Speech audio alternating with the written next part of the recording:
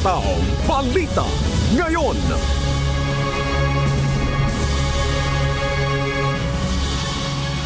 Magandang umaga po, Luzon, Visayas, Mindanao at sa buong mundo. Oras natin sa buong kapuluan, alas 5:03 ng umaga, Philippine Standard Time. Ako po, si Annie Rentoy. Ngayon po ay araw ng Huwebes, ika-30 sa buwan ng Enero noong 2025. Tayo po ay sabayang napapakinggan sa Radyo Libertad 1350, ang UNTV Radio. Ako po ang inyong amigo, Sherwin Kulubong.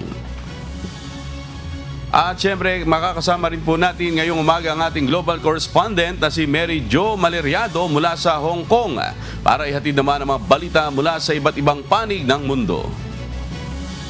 Magandang umaga sa iyo, Mary Jo. Samantala, simulan na natin ang balitaan. Narito ang malalaki at makabuluhang balita ngayong araw. Taong Balita Ngayon. Inatasan na ni Pangulong Ferdinand Marcos Jr. ang mga ahensya ng gobyerno na tumulong sa mga Pilipinong maaaring mawala ng trabaho dahil sa mas mahigpit na immigration policy sa Estados Unidos. Ayon kay Labor Secretary Bienvenido Laguesma, may reintegration program at nakalaang pondo ang OWA para sa mga maapektuhan ng mass deportation. Dagdag pa ng kalihim, susuporta rin ang Department of Labor and Employment upang matulungan ang mga posibleng ma-deport o umuwing manggagawa. Ang DMW, specifically ang OWA, meron silang reintegration program, no? At meron silang nakalaan na budget diyan. Yan ang pangunahin siguro na tututok, pero ang Department of Labor and Employment, batay sa tagubilin ng ating Pangulo, aalalay, susuporta para makatulong doon sa mga posible na ma-deport o bumalik dito. Taong Balita Ngayon. Patuloy ang Department of National Defense at Armed Forces of the Philippines sa pagpapaunlad ng kakayahang pangdepensa ng bansa sa kabila ng patuloy na pagsusuri ng Estados Unidos sa kanilang foreign assistance. Ayon sa DND at AFP, mananatili silang tapat sa kanilang mandato na ipagtanggol ang soberanya, karapatan at jurisdiksyon ng Pilipinas. Bagamat isinasagawa ang pagsusuri ng US, patuloy nilang tinutugunan ang mga pangangailangan at prioridad sa pag-unlad ng depensa ng bansa at umaasa silang magpapatuloy ang alyansa sa pagitan ng Pilipinas at Estados Unidos sa ilalim ng administrasyon ni President Donald Trump. Taong Balita Ngayon. Nagsimula na ang Pilipinas at New Zealand ng negosasyon para sa Status of Visiting Forces Agreement o ZOVFA. Ayon sa Department of National Defense o DND, ang unang round ng pag-uusap ay ginanap sa Maynila noong January 23, kung saan dumalo ang mga delegado mula sa parehong bansa, kabilang na ang mga opisyal ng DND at Ministry of Defense ng New Zealand. Layunin ng kasunduan na palakasin ang kooperasyong pangdepensa at magsagawa ng mga ehersisyo sa teritoryo ng parehong bansa bilang bahagi ng mas matibay na ugnayan sa pagitan ng Pilipinas at New Zealand. Taong Balita Ngayon. Iniulat ng Philippine Coast Guard ang pagdami ng mga online trolls na naglalabas ng maling impormasyon sa kabila ng kanilang transparency efforts sa West Philippine Sea o WPS. Ayon kay PCG spokesperson for the West Philippine Sea, Commodore J. Tariela, ang trolls ay reaksyon sa mga hakbang ng National Task Force for WPS na magbigay ng tamang impormasyon sa publiko. Binigyang din ni Tariela ang tagumpay ng PCG sa pagpapalakas ng kanilang patrols at pagtutol sa mga barko ng China Coast Guard na pumasok sa Philippine Exclusive Economic Zone o EEZ. Taong Balita Ngayon. Pasado na sa ikatlo at pinal na pagbasa sa Senado ang panukalang batas na magbibigay ng Filipino citizenship sa Chinese national na si Lee Duan Wang. Bagamat tinutulan ito ni Senator Riza Hontiveros dahil sa umano'y red flags, tiniyak naman ni Senator Sherwin Gatchalian na walang nakitang negatibong ulat laban kay Wang mula sa National Intelligence Coordinating Council, National Security Council at Interpol. Dagdag pa ni Senator Gatchalian, matagal nang naninirahan sa bansa si Wang, marunong ng Tagalog at Bisaya at nakapagsumiti ng kompletong dokumento para sa naturalization. May mga certification naman itong tatlong ehensya na wala silang nakikitang hindi maganda at walang negative reports from these three agencies. Kaya based on those reports ng committee, naaprubahan yung citizenship niya. So ang importante kasi dito yung ebidensya at proof na meron siyang direct links dito sa mga pogo at sinasabing pogo. And based on sa information ng committee at based sa investigation ng committee, wala silang nakitang direct links. At proof, wala rin silang nakitang proof. Hataw Balita ngayon. Kinumpirma ng National Security Council na marami pang dayuhan ang sangkot sa pang-espiya sa Pilipinas batay sa ebidensyang nakuha ng NSC mula sa mga nahuli. Pinubulaanan din ito ang pahayag ng China na pawang akusasyon lamang ang mga ito at tiniyak na may matibay na kaso laban sa mga sangkot. Samantala, iginit ni retired Supreme Court Justice Antonio Carpio na dapat nang baguhin ang batas sa pambansang seguridad upang maparusahan maging ang mga Pilipinong kasabwat ng mga espiya. Given the extent of the investigation being done by government right now, marami tayong mga nahuhuli at marami pa tayong mahuhuli sa mga susunod na araw. So abagan po yan ng ating mga kababayan. Yes, I think we need to update our criminal laws. For example, under existing law, under the revised penal code, treason can be committed only during wartime. So, Filipino who does this help the Chinese gather information vital for our national security cannot be prosecuted for treason. So we have to change our laws because iba na ngayon, no? Hataw Balita ngayon. Napapanahon na para kay Philippine National Police Chief General Romel Francisco Marbil na magkaroon ng reorganization sa hanay ng pambansang pulisya. Ayon sa hepe ng PNP, hindi na sapat ang simpleng reforma upang matugunan ang matagal ng problema ng pulisya at kinakailangan ang pagbabago sa hierarchical at militaristic structure ng organisasyon. Naniniwala siya na sa pamamagitan ng isang flatter structure, mapapalakas ang local accountability, titibay ang ugnayan ng pulisya sa mga komunidad at mababawasan ang mga pagkaantala dulot ng matagal na bureaucratic procedures. Kasama sa kanyang panukala ang amyendahan ang Department of the Interior and Local Government o DILG Act of 1990 upang mas mapadali ang paglipat ng PNP patungo sa isang modernong civilian-centric na puwersa. Hataw Balita ngayon. Plano ng National Food Authority na mamahagi ng 150,000 metric tons ng bigas mula sa kanilang buffer stock kapag ideklara ang National Food Security Emergency. Ayon sa Department of Agriculture, pinag-aaralan na ang pag-release ng 3 milyong sako ng NFA rice sa mga lugar na may mataas na presyo ng bigas. Kasama rin sa plano ang pagbili ng palay sa halagang 23 pesos per kilo sa mga susunod na buwan. Hataw Balita ngayon. Nilinaw ng Department of Social Welfare and Development na ang first 1,000 days o F1KD Conditional Cash Grant sa ilalim ng Pantawid Pamilyang Pilipino Program o 4Ps ay hindi lamang para sa mga buntis kundi pati na rin sa mga batang hanggang 2 taong gulang. Ayon kay 4Ps Social Marketing Division Chief Marie Grace Ponce, ang grant ay maaaring mapakinabangan ng mga magulang, lalaki man o babae, basta't may kasamang kondisyon tulad ng prenatal check-ups, hospital deliveries, at immunizations. Layunin ng F1KD grant na mapabuti ang nutrisyon ng mga benepisyaryo ng 4Ps at palawakin ang mga naunang health grants. Hataw Balita ngayon. Iniimbestigahan na ng Land Transportation Office kung may kapabayaan ang kanilang district officers kaugnay ng aksidente sa Marilake Highway na ikinasawi ng isang rider. Ayon kay LTO Chief Asek Bigor Mendoza II, dapat matagal nang napigilan ang mga lingguang karera ng motorsiklo sa lugar. Kasalukuyang mahigpit nang binabantayan ng Highway Patrol Group at lokal na pamahalaan ang nasabing kalsada habang pinag-aaralan ng pagbaba ng speed limit. Nilinaw ng LTO na hindi bawal ang pagtitipon ng mga rider, ngunit ang karera at stunt ay may tuturing ng reckless driving at may kaakibat na parusa.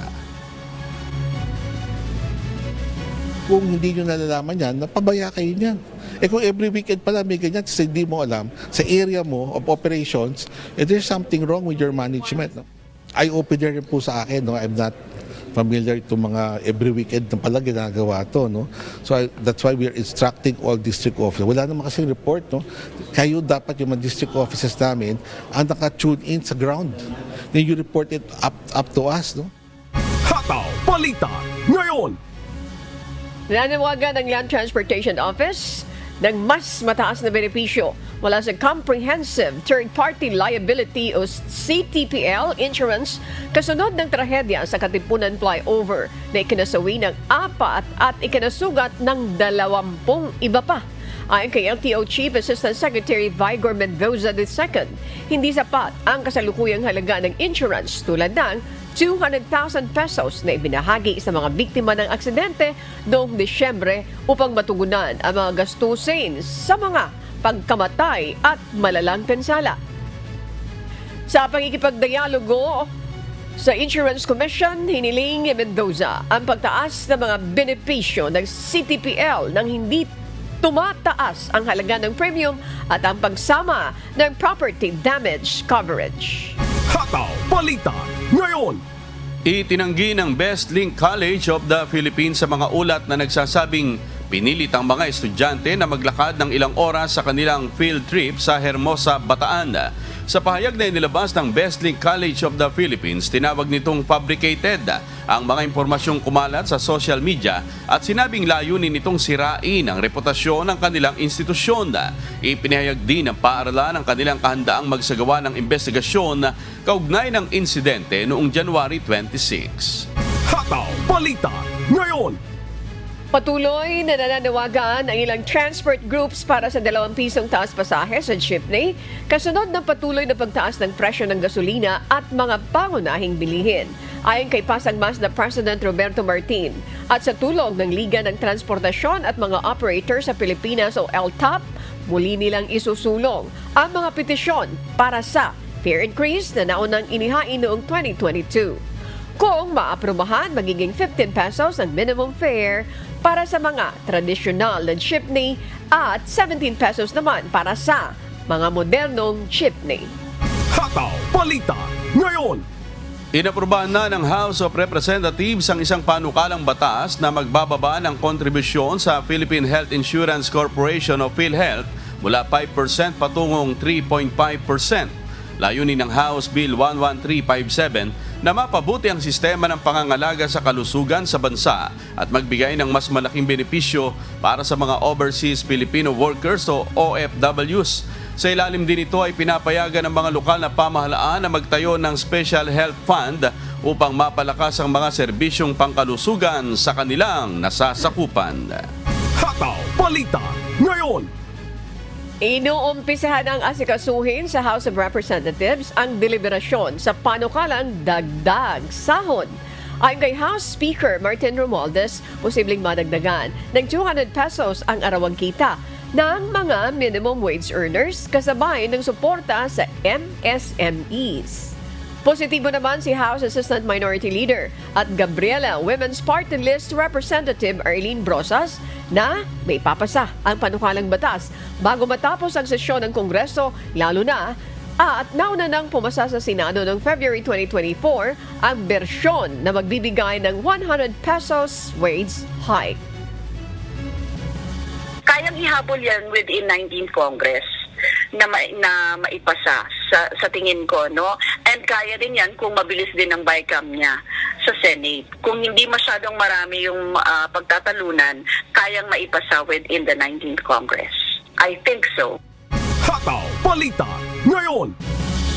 Tinulungan ng UNTV News and Rescue Team ang sugatang pasahero na isang sedan matapos makabanggaan ang isang SUV sa Tagum City. Si Hazel Puerzas, humahataw. Hataw Balita ngayon. Nirespondehan ng UNTV News and Rescue Team ang vehicular accident sa Corvada Magdum, Tagum City, alas 9:20 ng gabi, January 28. Sugatan ng isang pasahero ng sedan na kinilalang si Nicanor Ledesma Jr., 35 anyos. Iniinda nito ang pananakit ng kanyang kaliwang balikat na may posibleng bali. Wala namang natamong injury ang iba pang mga sakay ng sedan at ang nakabangga nitong SUV.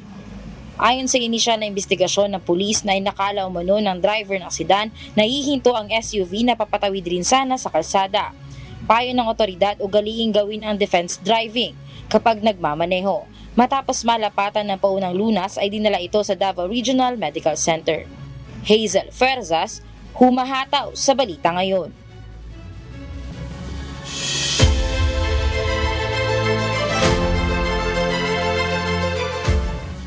Ipinahayag ng Department of National Defense o DND na umaasa itong magpapatuloy at lalago pa ang ugnayang pangdepensa ng Pilipinas at Estados Unidos sa ilalim ng administrasyon ni Pangulong Donald Trump. Ayon kay DND Secretary Gilberto Chodor Jr., ang partnership ng dalawang bansa ay mahalaga at inaasahan niyang magpapatuloy ang momentum ng ugnayang ito, pati na rin ang pagbuo ng isang bagong ecosystem ng seguridad kasama ang mga bansa tulad ng Japan at Australia. Sa kabila ng pagsusuri ng Estados Unidos sa kanilang foreign assistance, tiniyak ng DND at AFP na magpapatuloy ang kanilang mga hakbang upang paigtingin ang kakayahan ng bansa sa depensa. Hataw Balita ngayon. Mayorya ng mga Pilipino na katumbas ng 59% ay nasisiyahan sa pamamahala ni Pangulong Ferdinand Marcos Jr. Ito ang lumabas sa pinakabagong survey ng Social Weather Station noong December 2024. Batay sa naturang survey, 23% ang nagsabing hindi sila kontento sa pamahalaan, habang 17% ang sumagot ng bagamat hindi sila nasisiyahan ay hindi rin sila nalulungkot sa performance ng kasalukuyang administrasyon. Hataw Balita ngayon. Hinihintay na lang ng Commission on Elections o COMELEC na mapirmahan ang panukalang batas na magpapaliban sa Bangsamoro Parliamentary Elections matapos itong sertipikahan bilang urgent bill ni Pangulong Ferdinand Marcos Jr. Ayon kay COMELEC Chairman George Erwin Garcia, kung maurong ang halalan sa Oktubre, kailangang muling magbukas ng filing ng COC sa Hunyo upang maisama ang 7 parliamentary district slots mula sa Sulu. Pasado na sa ikalawang pagbasa sa Senado ang panukalang ilipat ang halalan sa October 13, 2025 mula sa orihinal na petsang May 12, 2025. Kinakailangang i-distribute yung 7 na originally ay dapat sa Sulu na mga parliamentary districts o yung representative. So magkakaganon, hindi pa pwedeng nakabase lang yung ating listahan doon sa nag-file noong November 4 to 9. Kakailanganin ng COMELEC na magkaroon muli ng filing ng candidacies doon sa mga apektadong lugar. O baka nga sa buong Bangsamoro na para ibabaliwala na natin yung listahan nung una. Hataw Balita ngayon. Ipinahayag ni Department of Trade and Industry o DTI Secretary Cristina Roque na mas magiging agresibo ang Department of Trade and Industry sa pagtutok sa regulasyon ng fair trade at consumer protection ngayong taon. Layunin nitong mabigyan ng proteksyon ang mga mamimili at mga manufacturer. Pinalakas din ng DTI ang kampanya laban sa mga substandard at peking produkto sa pamamagitan ng pagsususpindi sa mga grupong sangkot sa paggawa ng mga ito. Nagdagdag din ang kagawaran ng mga tauhan at digital platforms upang madaling makalapit sa ahensya ang mga nais humingi ng tulong. Because we need to protect the consumers but also protect the manufacturers also. So win-win for everyone. That's why. Hataw Balita ngayon. Sa kabila ng epekto ng African Swine Fever o ASF ay nakakita na ang Department of Agriculture ng pagtaas sa inventory ng mga karne ng baboy sa mga pamilihan sa bansa. Kasabay naman ito ang pagsipa ng presyo ng karne ng baboy dahilan para tumumal ang benta ng mga nagtitinda sa palengke. Dahil dito pinag-aaralan na ng Department of Agriculture ang posibleng paglalagay ng Maximum Suggested Retail Price o MSRP sa karne ng baboy kasunod ng tagumpay ng MSRP sa bigas. Ayon kay Agriculture Assistant Secretary Arnel de Mesa, tinitingnan nila ang tamang presyo at ang mga posibleng dahilan ng pagtaas ng presyo ng karne ng baboy sa merkado. Similar to rice, kailangan busisiin mabuti. Kasi hindi mo pwedeng sabihin ito lang, dito lang na player. You have to look saan yun, sino-sino sila, at saan nanggagaling yung sobrang pagtaas. Ang isa rin posibleng reason dyan, kagaya rin sa bigas, baka sobrang dami rin nang nag-handle mula doon sa buhay na baboy hanggang sa maging karne yan. Baka ang dami ring patong-patong, palipat-lipat, yung layers ng Hataw Balita ngayon. Plano ng administrasyon ni Pangulong Ferdinand Marcos Jr. na magsagawa ng job fair kada buwan upang matulungan ang mga naghahanap ng trabaho sa iba't ibang lugar sa bansa. Ayon sa Pangulo, patuloy na tututukan ng administrasyon ang isyu sa trabaho at sisiguraduhin ang kahandaan ng mga aplikante. Binibigyan din ng Pangulo ang kahalagaan ng reskilling at upskilling upang matugunan ang mga nagbabagong pangangailangan ng labor market. Ngayon, kasi nagbabago po ang labor market, hindi na kagaya ng dati. At iba na ang pangangailangan ng mga negosyo, ng mga korporasyon. Ibang klase ng mga workers ang kanilang hinahanap. Kaya't naging mahalaga yung tinatawag po na reskilling na binibigyan po natin ng bagong kakayahan o upskilling, pinapagaling pa natin doon sa kanilang ginagawa na. Hataw Balita ngayon. Patuloy ang pagdami ng mga foreign investors na nagkakaroon ng interes na mamuhunan sa Pilipinas matapos ang pagpapatupad ng Create More Law. Ayon kay Department of Trade and Industry Secretary Cristina Roque, sa ilalim ng Create More ay umaabot ng hanggang 27-year ang mga insentibo na tinitingnan ng mga malalaking investor para sa mas matagal at sustainable na negosyo. Bukod dito, binigyang diin niya ang mga kalamangan ng Pilipinas tulad ng mahusay na talento, kasanayan sa Ingles at ang kagandahan ng bansa na nakakatulong sa pag-akit ng mga mamumuhunan. Ang ganda-ganda ng mga programa na para sa international and foreign investors, no, that every time I meet with them, parang they really want to invest in the Philippines. No? There's a lot of meetings set by them, more than set by us. Hataw Balita ngayon.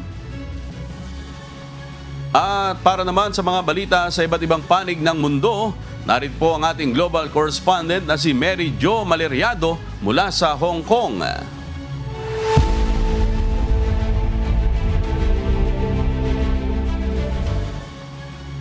Good morning sa iyo, amigo. Ganyan sa iyo, Ani. Narito naman ang mga balita dito sa iba't ibang panig ng mundo. Hinarang ng isang judge sa United States ang plano ng administrasyong Trump na ihinto panandalian ang lahat ng federal aid.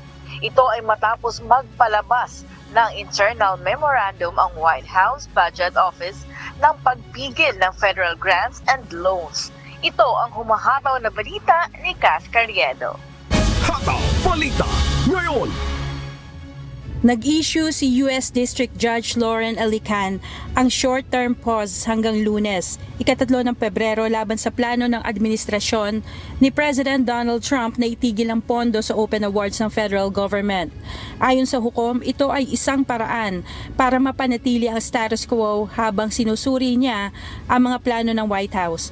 Dagdag nito, hindi alam ng gobyerno ang kabuuang sakop ng mga programa na mahihinto ng kanyang tinanong ang attorney ng Justice Department. Inaasahan din niyang mas patatagalin niya pa ito sa susunod na linggo.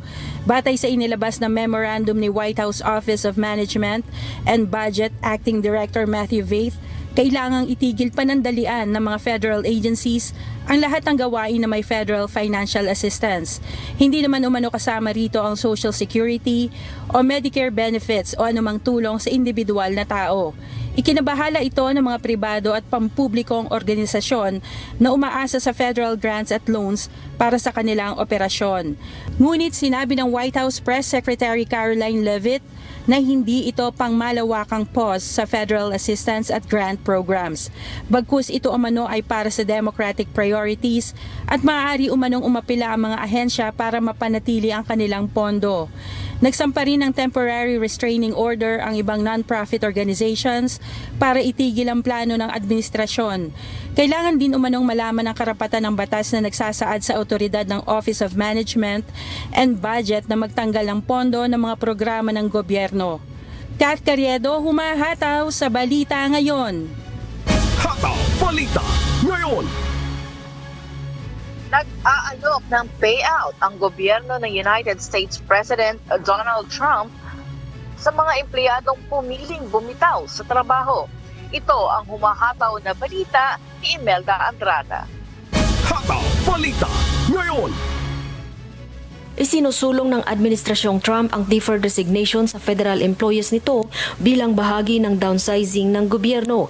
Batay sa email na ipinadala sa mga empleyado noong Martes, US time, sinabi ng Office of Personnel Management na makakatanggap ng bayad hanggang 8 buwan ang mga pumiling bumitiw at sa mga nais manatili ay kinakailangan ang full-time hours sa opisina.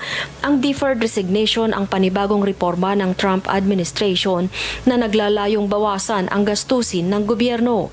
Sakaling maisakatuparan ay makatitipid ng halos $100 billion ang gobyerno sa loob ng 1 taon. Mayroon lamang hanggang February 6 ang mga empleyado na magdesisyon at maaaring makakatanggap ng bayad at benepisyo hanggang katapusan ng Setyembre. Gayunpaman ay walang garantiya na ang mga mananatili ay hindi natatanggalin.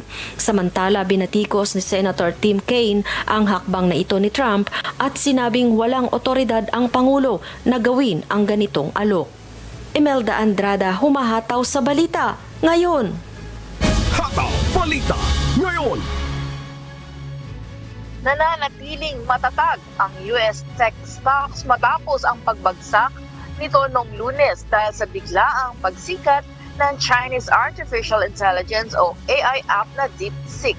Nagdulot ng pangamba sa kinabukasan ng American domination sa AI ang pag-angat ng DeepSeek. Ito ang humahataw na balita ni James Buntuyan. Hataw Balita Ngayon. Nagulantang ang pamilihan ng teknolohiya sa Estados Unidos noong Lunes matapos ang paglabas ng DeepSeek, isang Chinese-made AI app na nagpapakita ng kakayahang makipagsabayan sa mga kilalang modelo ng AI sa mas murang halaga. Nagtaas ng 8.8% ang shares ng chip giant na Nvidia noong Martes matapos ang pagbagsak nito ng 17% noong Lunes na nagbura ng halos $600 billion o 35 trillion pesos sa market value nito. Ayon sa mga analyst, ang pag-angat ng DeepSeek ay nagdudulot ng mga tanong tungkol sa hinaharap ng American domination sa AI at ang saklaw ng mga investments na pinaplano ng mga kumpanya sa US. Sinabi ni US President Donald Trump na ito ay isang wake-up call para sa industriya ng teknolohiya sa Estados Unidos. Ngunit naniniwala siyang maaari maging positibo ito para sa bansa. Pero sa kabila ng pagkabigla sa pamilihan, nanatiling matatag ang mga pangunahing index sa New York noong Martes. Ang Dow Jones Industrial Average ay tumaas ng 0.3%. Ang S&P 500 ay tumaas ng halos 1% at ang tech-heavy Nasdaq ay tumaas ng 2%. Nagpapakita ang pag-angat ng DeepSeek sa kakayahan ng mga Chinese AI developer na makabuo ng mga modelo na mas mura at mas mabisa na nagdudulot ng pagkabahala sa mga kumpanya sa US. James Montuyan, humahataw sa Balita Ngayon. Hataw Balita Ngayon. Magsasagawa ng early provincial election ang probinsya ng Ontario sa Canada sa darating na Pebrero na nakatakda sanang gagawin sa susunod na taon. Ito ang humahataw na balita ni Chris Fugaban. Hataw Balita Ngayon. Inanunsyo ni Toronto Premier Doug Ford noong Martes, January 28 na magkakaroon ng early provincial election ang probinsya ng Ontario sa Canada sa darating na February 27. Aniya, kailangan ng malakas na mandato upang labanan ang mga taripa na banta ni Pangulong Donald Trump ng Estados Unidos. Nais ni Ford na magkaroon ng halalan upang maisagawa ang kanilang Economic Action Plan. Unang nanalo si Premier Doug Ford noong 2018 at muling nanalo noong 2022. Ang Ontario ay sentro ng industriya sa bansa at maapektuhan ng lubha ang probinsya kung sakaling itutuloy ni Trump ang pagbabanta na magpataw ng 25% na taripa sa lahat ng pag-aangkat mula sa Canada. Cres Fugaban, humahataw sa balita ngayon. Hataw Balita Ngayon. At yan po ang mga balita mula sa iba't ibang panig ng mundo. Mula po dito sa Hong Kong, ako si Mary Jo Malariado. Magandang araw. Hataw Balita Ngayon.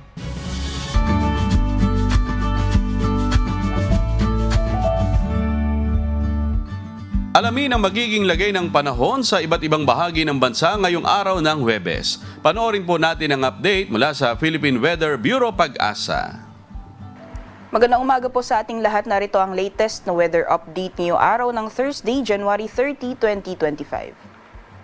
Sa kasalukuyan po ay patuloy pa rin ang epekto ng shear line dito po sa may silangang bahagi ng Southern Luzon pati na rin po sa Kabisayaan. At kung makikita po natin dito sa ating latest satellite images, may mga kumpul na kaulapan po tayong namamataan, mostly dito po sa may eastern sections ng ating bansa. Sa may bahagi po ng Bicol region, pati na rin po sa mga karatig na probinsya ng Mimaropa, dyan po sa Quezon as well as Eastern Visayas, magiging maulan po yung panahon dulot po ng epekto ng shear line o yung pagsasalubong ng malamig at mainit na hangin. At dito naman po sa may eastern sections ng Mindanao, dyan po sa Caraga, pati na rin sa Davao region, ay makakaranas din po ng maulan na panahon. Dulot naman po yan na epekto ng easterlies or yung mainit na hangin na nanggagaling sa Karagatang Pasipiko. Sa may area naman po ng Luzon, patuloy ang epekto ng northeast monsoon o hanging amihan at magdudulot din po ito ng mga light to moderate naman ng mga pagulan, mostly sa may eastern sections ng Luzon area. So nakikita po natin dito sa ating latest satellite animation, mostly yung silangang bahagi po ng ating bansa ang makakaranas ng maulan na panahon ngayong araw. Samantalang sa western sections naman po ng ating kapuluan, asahan po natin yung bahagyang maulap hanggang sa maulap po na kalangitan. Kung may mga pag-ulan man, may hinang mga pag-ulan o mga pag-ambon ang mararanasan sa malaking bahagi or sa western sections ng Luzon area at possible pa rin po yung mga isolated na thunderstorms na usually nararanasan po sa hapon o sa gabi sa nalalabing bahagi naman po ng Visayas and Mindanao, gayon din dito sa may area ng Palawan. At sa ngayon po wala tayong minamonitor na low pressure area o bagyo sa loob at labas ng ating Philippine Area of Responsibility at sa mga susunod na araw, particularly this coming weekend, unti-unti pong hihina yung epekto nitong shear line pati na rin ng northeast monsoon. So possible po pagdating ng Sabado ay makakaranas po tayo ng mainit na panahon sa malaking bahagi ng ating bansa. Sa kalagayan naman po ng ating karagatan, may gale warning po tayo nakataas sa ilang dagat baybayin po ng Luzon at Visayas. Yung area po na highlighted ng pula, yan po na inaasahan po natin yung maalon hanggang sa napakaalong karagatan, dyan po sa dagat baybayin ng Ilocos Norte, sa Batanes, sa Cagayan kasama ang Babuyan Islands, dyan po sa Isabela, Aurora, Northern Quezon, as well as sa northern at eastern coasts ng Pulilio Islands, sa hilagang dagat baybayin po ng Camarines Sur, sa may Catanduanes, eastern coasts ng Albay, Sorsogon, northern and eastern coasts ng Northern Samar, gayon din si eastern coasts ng Eastern Samar. So yung area po na highlighted ng pula, naasahan po natin yung maalon hanggang sa napakaalong karagatan na maaaring umabot po ng 5.0 meters yung taas ng mga pag-alon. So delikado pong pumalaot, lalong-lalo na po sa ating mga kababayan na may mga maliit na sakyang pandagat. Sunrise po natin ngayong araw ay 6:25 a.m. at lulubog mamayang 5:54 p.m. Para sa karagdagang impormasyon, bisitahin lamang po ang aming social media accounts at ang aming website pag-asa.ust.gov.ph. At napanood po natin ang update mula kay Pag-asa Weather Specialist Rhea Torres. Tandaan, sa bawat araw na ating nasisilayan, tayo magpasalamat sa Diyos na may lalang.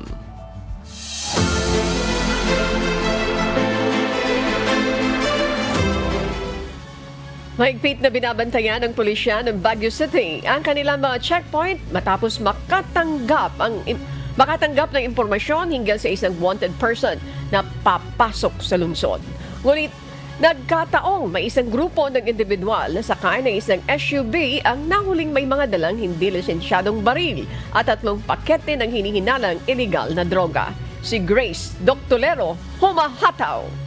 Hataw Balita ngayon. 3 lalaki at isang babae na sakay ng isang SUV matapos masita sa sinagawang checkpoint ng Baguio City Police Office sa kahabaan ng MacArthur Highway noong Martes ng gabi, January 28. So that was a hasty checkpoint. So the usual, whenever we conduct checkpoint, kahit yan na yung suspected car, still, we have to observe yung force continuum na sinasabi. Nang tumanggi ang mga sakay ng SUV na magbukas ng kanilang bintana, doon na nagsimulang magduda ng mga otoridad.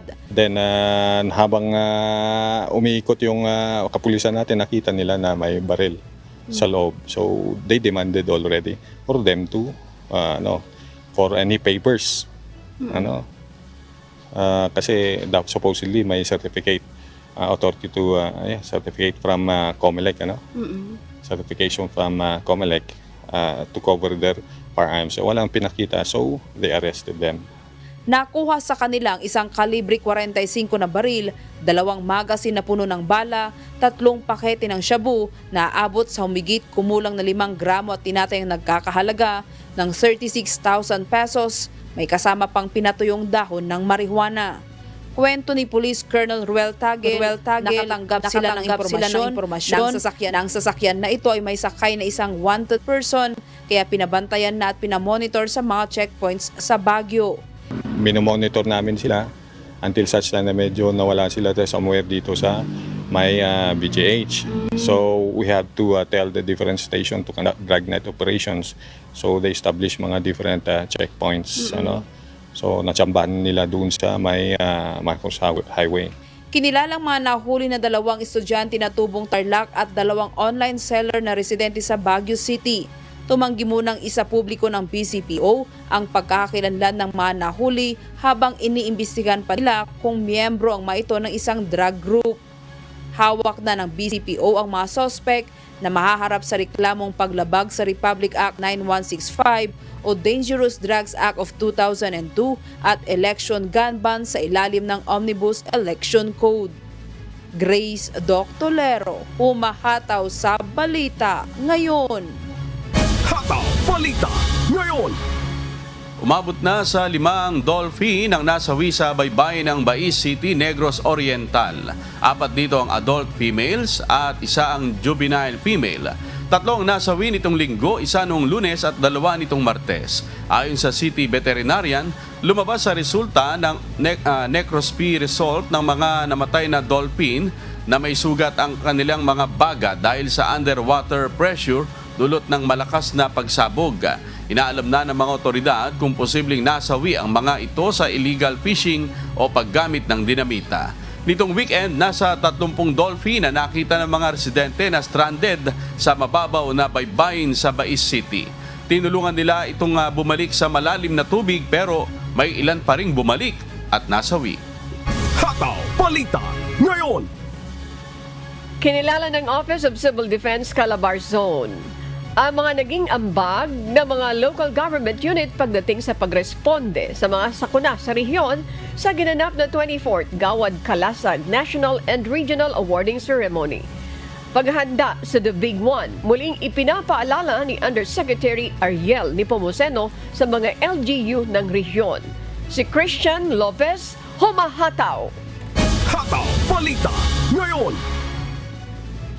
Sa idinaos sa 24th Gawad Kalasag National and Regional Awarding Ceremony, nagpaalala sa Civil Defense Undersecretary Ariel Nepomuceno sa mga LGU sa Calabar Zone na paigtingin ang paghahanda sa mga kalamidad na dumarating sa ating bansa.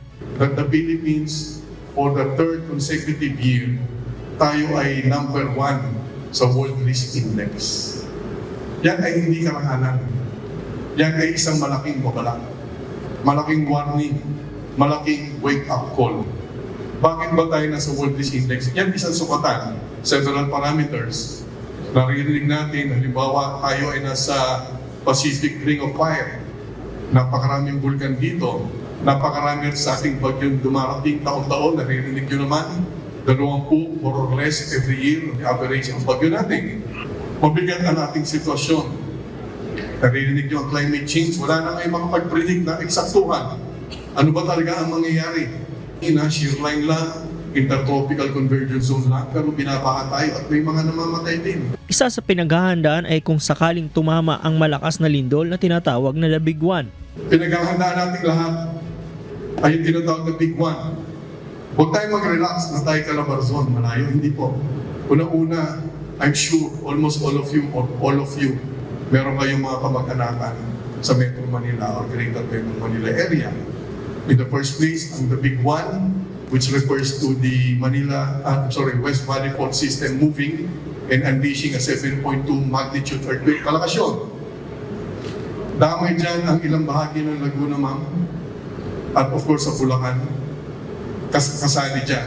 Ang ibig sabihin ng 7.2 magnitude, hindi kayo makakatindig kung saan kayo nakaupo.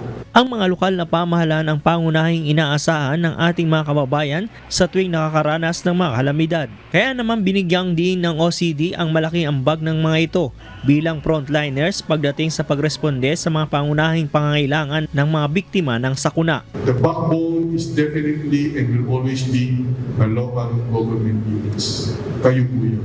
Kayo ang nasa frontline. Kayo ang nasa ground, kayo ang kilala ng mga tao, kayo ang may kabisado ano ang nangyayari sa inyong lokalidad, at kayo rin po ang nandoon immediately and during and immediately after any calamity. Dahil dito pinarangalan ng Office of Civil Defense Region 4A noong Martes, January 28 ang mga Local Government Unit o LGU maging ang City Disaster Risk Reduction Management Office, private sector at iba pang ahensya sa Calabarzon dahil sa kanilang pakikisa sa mga pagresponde o pagtugon sa mga kalamidad o bagyo sa rehiyon.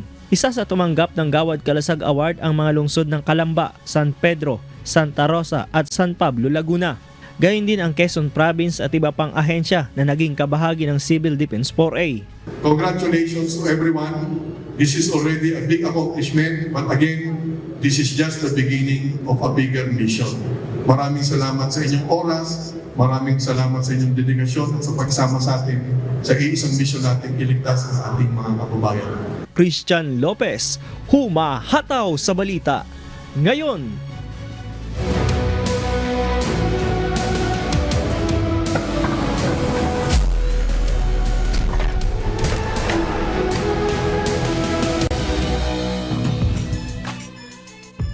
nagtapos na ang elimination round ng UNTV Cup Season 11. Gumanda pa ang standings niyang Judiciary Magis matapos magwagi kontra sa GSIS Furies, habang nakuha naman ng PNP Responders ang huling pwesto sa quarterfinals. Si Bernard Dadis humahataw.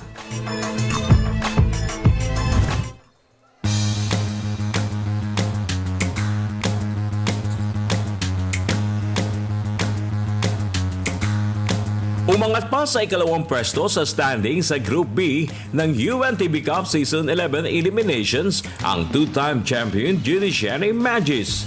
Ito'y matapos patumbahin ng Magis ang GSIS Furies sa kanilang bakbakan kahapon sa Paco Arena sa Maynila sa final score na 83-74. Si Chester the Elevator Tolomia pa rin ang main gunner ng Judiciary na kumabada ng 28 points at 5 rebounds. Habang nagamag naman ng 13 points, 7 boards, tig 2 dimes at steals at 4 na blocks si Duberbe na Obra. Napakahalaga para sa Magics ng kanilang pagkapanalo na abante na sa knockout game sa quarterfinals na magsisimula sa linggo. Gusto namin talaga ipakita ngayon na talagang kaya namin pumasok sa next sa semifinal sana. Kaya yun, talagang kami, medyo talagang determined talaga kami. Gusto namin talaga pumasok po ngayon kasi last season na out kay maaga, kaya challenge namin yun. Kailangan lang namin mag-prepare kasi alam din namin na malakas din yung mga kalaban namin sa quarterfinal. So, kailangan ready kami. Kailangan namin maghanda. Yan. Ang GSIS naman ay magpapaalam na sa liga, subalit may matatanggap pa rin na cash prize para sa kanilang napiling beneficiary.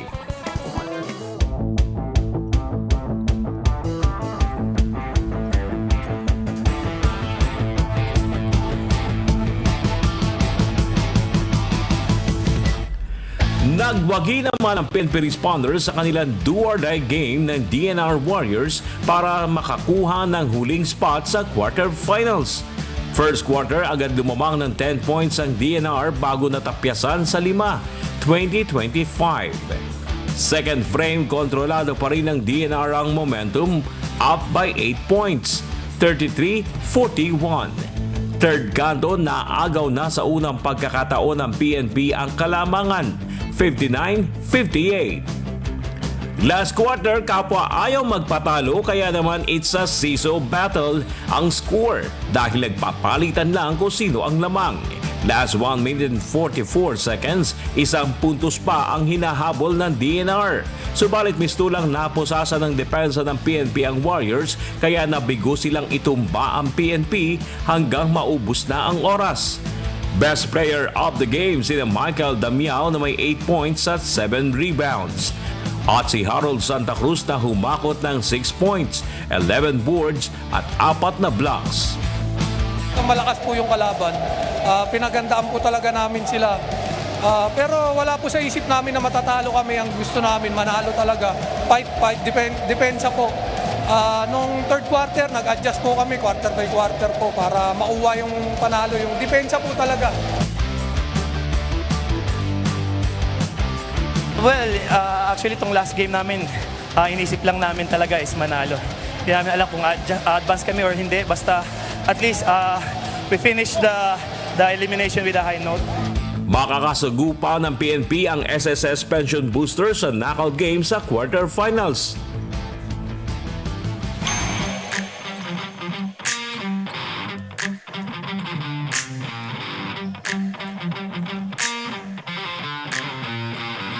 Nagpaalam na sa liga ang Senate Defenders with a win kontra sa DFA Emissaries.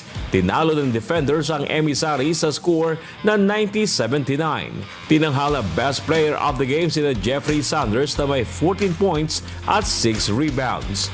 At si Joselito Doncil na may 16 points, 3 boards at 6 dimes. Ang DFA ay hindi na rin aabante sa quarterfinals, subalit nagpakita sila ng mas magandang performance ngayong ikalawang season ng kanilang pagsali sa Liga ng Public Servants. Samantala, magsisimula na sa linggo ang quarterfinals. Magtutuo sa Game 1 ang defending champion DA Food Masters at Comelec Vanguards alas 3 ng hapon. Susundan naman ito ng bakbakan ng AFP Cavaliers at Ombudsman Graftbusters alas 4:30 ng hapon. Gaganapin ito sa Paco Arena sa Maynila. Burger Daddies humahataw sa balita ngayon.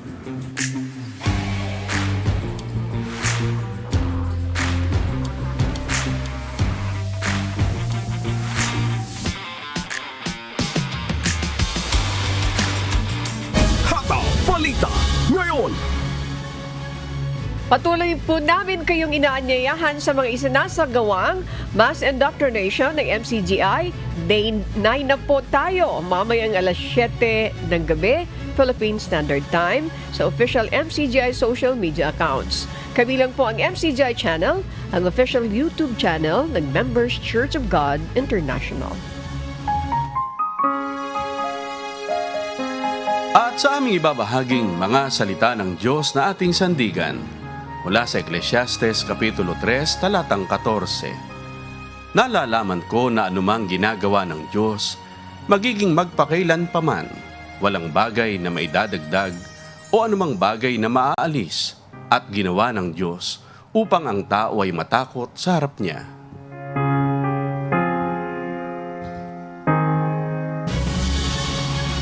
At yan po ang mga humahataw na balita ngayong umaga ng Huwebes, ika-30 sa buwan ng Enero 2025. Ako po ang inyong amigo, Sherwin Kulubong. Sa ngalan po ng lahat ng bumubuo ng UNTV News and Rescue, UNTV, Radyo La Verdad 1350 at ng ating mga correspondents. Mula sa iba't ibang panig ng bansa sa Pilipinas po at sa ibang panig ng mundo. Ako naman po, si Annie Ventoy. At dito sa UNTV at UNTV Radyo La Verdad 1350, Diyos ang aming sandigan, serbisyo publiko ang aming pinahahalagahan. Susunod na po ang Good Morning Kuya. Salamat po sa Diyos at magandang umaga.